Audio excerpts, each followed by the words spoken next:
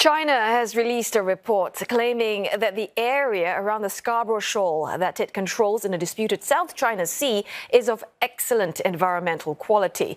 And this comes as tensions have escalated following skirmishes with the Philippines in recent months. China seized the Scarborough Shoal in 2012 following a standoff with the Philippines. Well, this report by the Chinese Ministry of Ecology and Environment is the second related to the South China Sea that China has released in a week. The findings are based off on-site investigations carried out by a 20-member team between May and June this year. The report also stated that the coral reef ecosystem in the area was of healthy status. And for more analysis, we are joined now by CNA correspondent Olivia Seong in Beijing, as well as Lai Liangfuk, Senior Fellow at the ICES Yusof Ishak Institute. Well, thank you both for joining us. First to you, Olivia. I recall that you reported earlier this week on another report that's also related to the South China Sea that was released by China. So can you just give us the big picture perspective here? What message do you think China is trying to convey with all these reports? I'll tell you, the message is not explicit. It does need a little bit of deciphering, but I think the message is pretty clear. China is pointing its finger at the Philippines. It says it's the Philippines that is at fault when it comes to environmental damage in the disputed South China Sea. And if we were to compare these two reports from two different Chinese ministries that have been released this week, let's first talk about where they are similar. Both of them are talking about environmental impact in the South China Sea, also in areas that have become regular flashpoints in recent times as this dispute in the South China Sea goes on between China and the Philippines, namely with regard to the area near the Scarborough Shoal and the Second Thomas Shoal. Where is different, though, is the assessment that has been reached and the conclusion from these reports. Today's reports seem to be saying that China wanting to showcase how the area around this Scarborough Shoal is an, quote, excellent environmental condition. The context of it being, as you said, that China had effectively seized control of this area following a standoff with the Philippines in 2012. And the Philippines has said that China has limited its vessels from entering that area, even though China has previously said that in a goodwill agreement back in 2016, it has allowed a small number of fishing vessels from the Philippines to operate in the area. But here we see the report saying that there has been healthy coral reef systems, biodiversity flourishing. Now contrast that to Monday's report that was released in which China asserted that, in its words, the Philippines warship that has been, quote, illegally grounded there since 1999 has gravely damaged the coral reef system near the Second Thomas Shoal. Now, the other big question here is the timing of all this. Two reports in a week. I asked Chinese officials today whether this was timed and whether this was related the timing was coordinated, also given those tensions that we have been seeing in recent times. But this was how the official answered me. 我们在今年5到6月份到黄岩岛开展这种生态环境状况的一个现场调查，主要是因为每年5到6月份都是南海季风的转换期，受南海春季暖池的一个影响，海水的海表温度一般是比较高。那在这个阶段呢，南海珊瑚礁也是受到的热胁迫压力是比较大的。 Well, Mr. Lai, as we heard just there, that Chinese officials are not directly linking the timing of this, the release of these reports with the escalations that we have seen recently in the South China Sea. In fact, they are saying that this is part of their normal scheduled work. But what is your take on this? What do you make of the timing?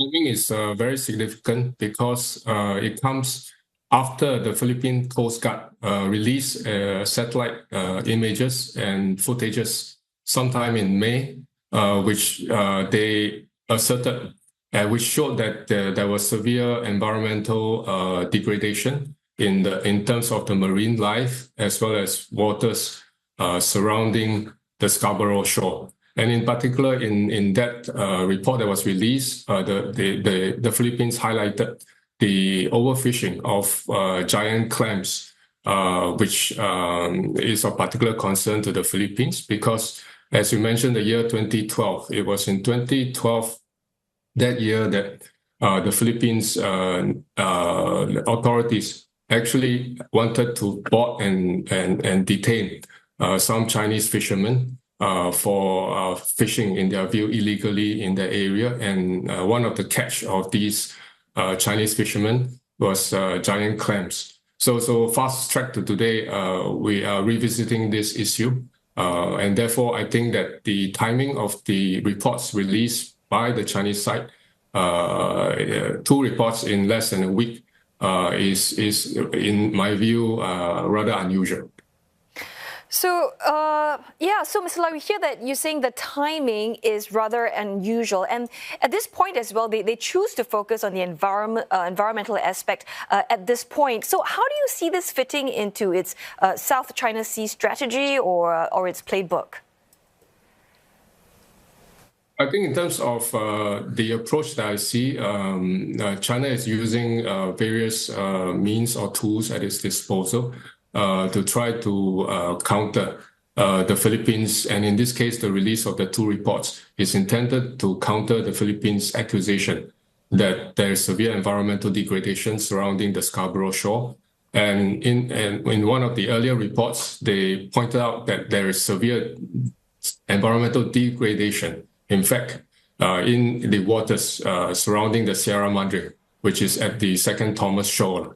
And I noticed a difference in terms of the 2 reports in that for the report that pertains to Scarborough Shoal, they mentioned a factor, which is they address a factor of rising seawater temperatures. And the report concluded that rising seawater temperature, while it affected a few years, it did not affect seriously the growth of the corals. In other words, they're saying that the corals were able to show some degree of resilience in encountering the rising seawater levels. And the other point that they also mentioned is this natural predators, the crown of thorns starfish, which they highlighted in the report surrounding Scarborough Shoal. But these 2 factors, the crown of thorns starfish, as well as the point about the rising seawater temperatures, were not addressed in the report that they issued related to the Second Thomas Shoal. Right. So, Olivia, we've heard there what Mr. Lai was going to the details of those reports. But in a nutshell, right? I mean, how much do you think that this report will actually move the needle in this ongoing dispute? And, I mean, does it make tensions worse? Well, Telly, I think as Mr. Lai outlined that, both sides are pointing fingers at each other when it comes to environmental degradation. But I think what is also significant given the timing is that we have seen a recent escalation in tensions that many observers have said brings tensions in the disputed waters to the next level. And I'm talking about that incident back in mid-June, which saw weapons being used and a Filipino sailor having his thumb being severed following a skirmish clash between the 2 sides. Now, observers are saying that this took tensions to the next level. The concern really is whether this could evolve or escalate into a wider conflict. But when it comes to this environmental research and on this front and on this topic of damage to the waters and the disputed waters, we are also hearing from researchers that I've spoken to about tensions and brushes that they are having with the Filipino side. Have a listen. 我们刚到那里不到10分钟，他2艘橡皮艇就过来了，然后每个橡皮艇上大概有4个人到我们这儿，然后我们在我们那个调查区上面就是高速的穿行，用他们橡皮艇干扰我们的作业因为我们本身是潜水作业，在上面穿行的话，对我们下面的人员在心理还身体上都会造成一定的压力对我们人身安全也造成危险。所以我们这是距离他很近的时候呢，他的反应会比较激烈，会明显感觉到他们非常紧张。我们想是不是可能会担心我们去找到说他们破坏生态的一个证据吧。